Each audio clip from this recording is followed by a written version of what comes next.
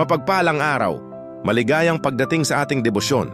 Bago tayo magsimula, sandali muna tayong tumahimik, huminga ng malalim at ihanda ang ating puso sa pakikinig sa salita ng Diyos.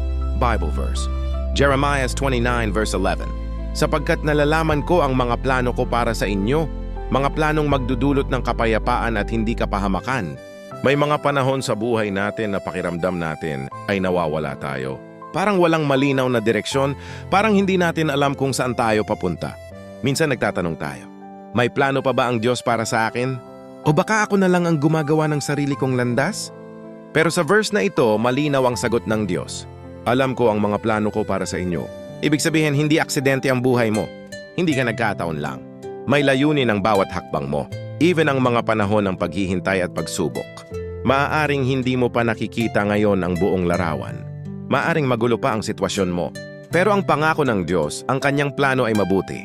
Hindi para saktan ka, hindi para pabagsakin ka, kundi para bigyan ka ng kapayapaan at magandang kinabukasan. Ang challenge lang minsan ay ang paghihintay. Gusto natin agad ng sagot.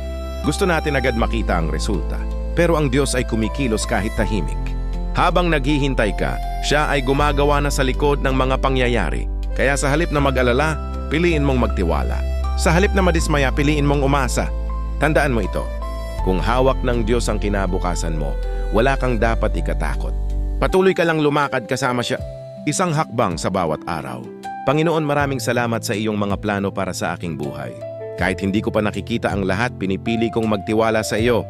Sa mga panahong ako'y nalilito at nawawala ng direksyon, ipaalala mo sa akin na may layunin ka para sa akin.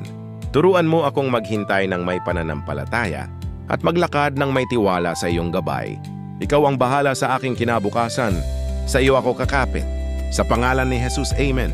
Kung ikaw ay napagpala sa mensaheng ito, huwag kalimutang mag-like, mag-subscribe at ibahagi ito sa iba. Magkaroon ka ng mapayapa at pinagpalang araw.